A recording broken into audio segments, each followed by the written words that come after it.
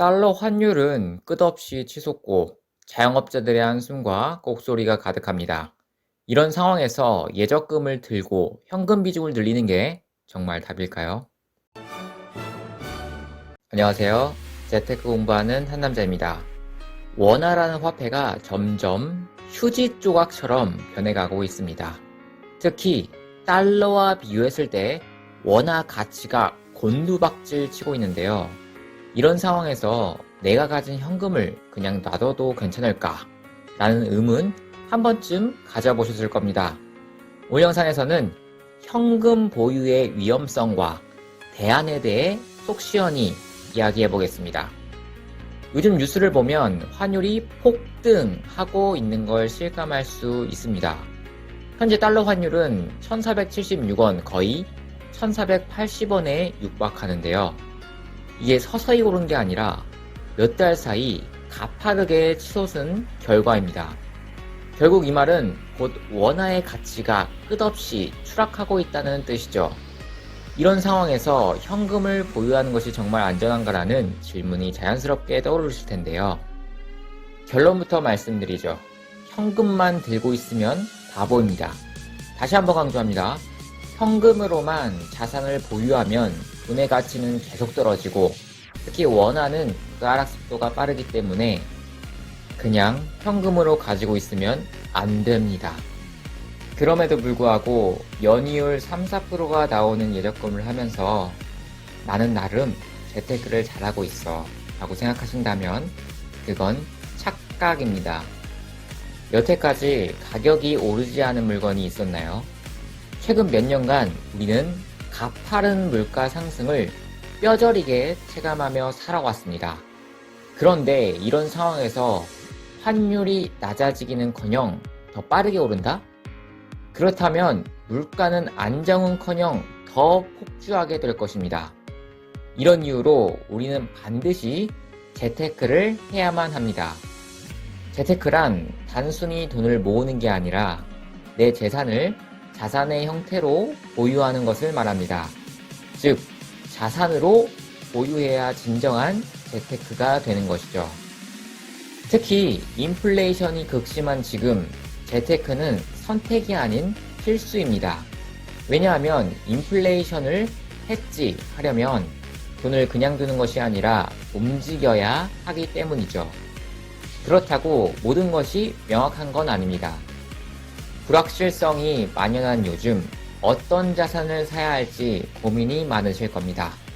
이럴 때 현금을 보유하고 있으면 위기 상황에서 즉각 대응이 가능하다는 점은 있죠. 게다가 자산의 변동성에서 비교적 자유로울 수도 있습니다. 하지만 문제가 있습니다. 원화의 가치가 너무 빠르게 하락하고 있다는 사실입니다. 계속 눈앞에서 원화가 무너지는 걸 보면서 현금을 쥐고 있기란 결코 쉬운 일이 아니죠. 그래서 우리의 선택지는 세 가지가 있습니다. 첫 번째, 기축 통화인 달러를 보유하는 것입니다.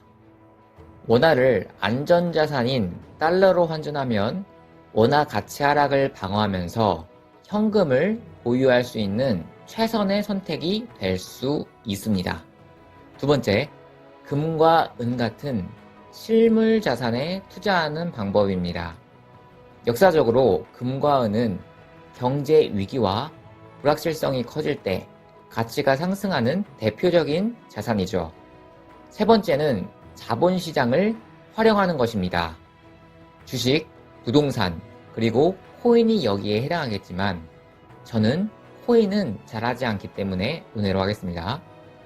현재 부동산은 대세 하락장으로 가는 상황으로 판단되기 때문에 주식에 대해서만 이야기해 보겠습니다. 미국 기업 주식에 투자하면 환율 상승의 혜택을 간접적으로 누릴 수 있습니다. 다만 주식을 매수하려면 분석과 공부가 필요한데 초보자에게는 좀 부담이 될 수 있겠죠. 그래서 대안으로 ETF 투자를 추천드립니다. ETF는 하나의 주식에만 투자하는 것이 아니라 여러 주식을 묶은 투자 상품으로 분산 투자 효과가 있어 안정성이 한 종목만 투자하는 것에 비해 상대적으로 높습니다. 지금까지 3가지 방법을 말씀드렸는데요. 여기서 가장 중요한 건 균형입니다. 어떤 자산이 아무리 좋아 보여도 한 곳에 몰빵하는 것은 절대 금물입니다. 확신이 들어도 비중을 점진적으로 늘리는 것이지 모두를 쏟아붓는 건 요즘과 같이 변동성이 큰 시장에서 매우 위험한 행동입니다. 불확실성이 커질수록 변동성도 함께 커진다는 점을 항상 염두에 두시고 자산을 적절한 비율로 배분하는 것이 성공적인 재테크의 핵심입니다.